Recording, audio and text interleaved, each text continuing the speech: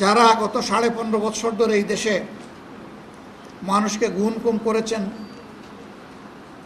জনগণের সম্পদ লুণ্ঠন করেছেন, তাদের বিচারের প্রক্রিয়াটা দৃশ্যমান হতে হবে। আমরা জানি বিচারের জন্য সময় লাগবে।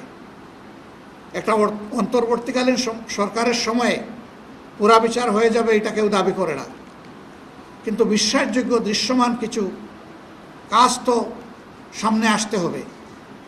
সেরকম কিছু এখনো জনগণ দেখতে পাচ্ছে না।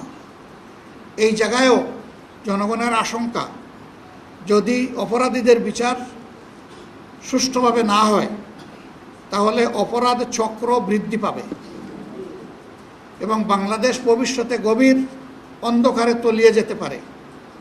আমরা এটাও হতে দিতে পারি না। এই জন্যে সংশ্লিষ্ট কর্তৃপক্ষের কাছে আমাদের উদাত্ত আহ্বান, বিচারকে কঠোর পরিশ্রম করে নির্ভুলভাবে সুন্দরভাবে আপনারা দৃশ্যমান করুন। আপনারা জনগণের সমর্থন পাবেন ইনশাআল্লাহ। এটাও ঠিক যে আমরা যেন তেন কোনো বিচার চাচ্ছি না। বিচারের নামে যে অবিচার আমাদের উপর করা হয়েছে বা অন্যদের উপর করা হয়েছে সেটাও আমরা চাই না। আমরা চাই বিচারটা ফেয়ার হোক। সেনাবাহিনী আমাদের গর্বিত সেনাবাহিনী, ইতিহাসের গুরুত্বপূর্ণ বাঁকে তাদের অনেক মর্যাদাপূর্ণ অবদান রয়েছে। বাংলাদেশের স্বাধীনতা আন্দোলনের মধ্য দিয়ে আমাদের এই সেনাবাহিনী গড়ে উঠেছে। কোনোভাবে কোনো কার্যক্রমের মাধ্যমে, কারো কোনো পদক্ষেপের মাধ্যমে আমাদের এই গর্বের প্রতিষ্ঠান বিতর্কিত হোক, এটা আমরা চাই না। আমরা চাই যে এই প্রতিষ্ঠানের মর্যাদা অক্ষুণ্ণ রেখে তারা দেশ এবং জাতির সেবায় তারা নিয়োজিত থাকবেন। এতেই দেশের গৌরব, সেনাবাহিনীরও গৌরব।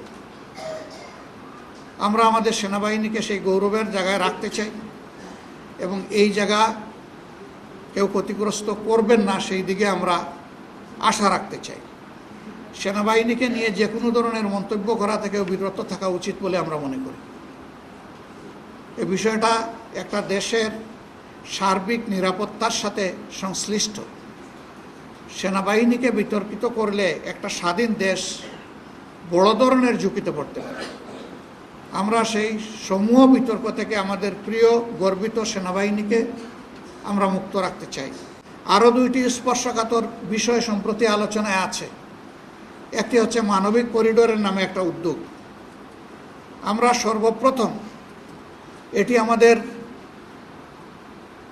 নলেজে আসার সাথে সাথেই আমরা বলেছি এর সাথে জাতীয় নিরাপত্তার বিষয় জড়িত। সুতরাং এই বিষয়টি ভেবে চিন্তে আগাতে হবে। হুট করে এটাতে কোনো কিছু করা যাবে না। এখন দেশে পার্লামেন্ট নাই। একটা অন্তর্বর্তীকালীন সরকার উপদেষ্টা পরিষদের মাধ্যমে পরিচালিত হচ্ছে। উপদেষ্টা পরিষদ মেনে নিলাম যে তারা মন্ত্রিপরিষদের বিকল্প, কিন্তু পার্লামেন্টও নাই। সেই পার্লামেন্টটা হতে পারত জনগণের প্রতিনিধিত্বকারী দেশপ্রেমিক সংগঠনগুলো। সরকার তাদের সাথে এই ব্যাপারে ডায়ালগে বসা উচিত এবং সকল পক্ষের সাথে না বসে এই ধরনের কোনো উদ্যোগ নেওয়া দেশের জন্য কল্যাণকর হবে না।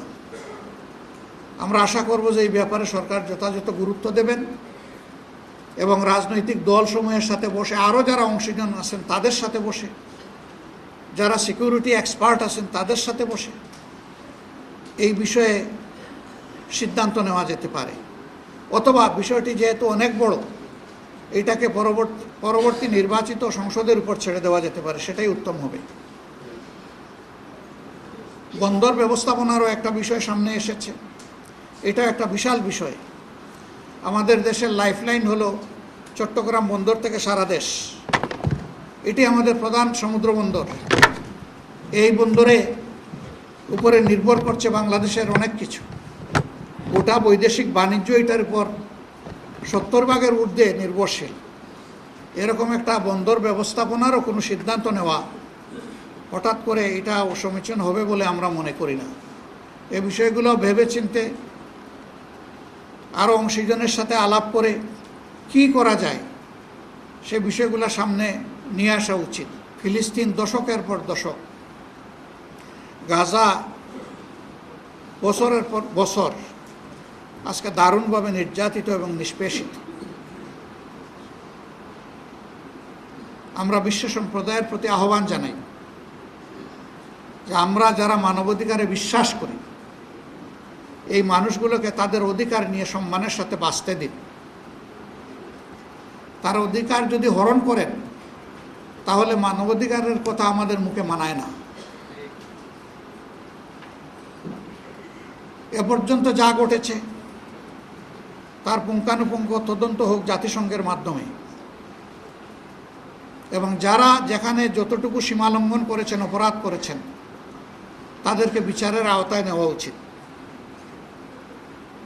যুদ্ধ বিরতি নয়, যুদ্ধ বন্ধ। আমাদের দাবি যুদ্ধ বিরতি নয়। বিরতির মানে এরপরে বিরতি দিয়ে আবার শুরু করে দেবে, এটাই হচ্ছে। আমরা যুদ্ধ বিরতি চাই না, আমরা যুদ্ধ বন্ধ চাই, কোনো যুদ্ধ না হোক।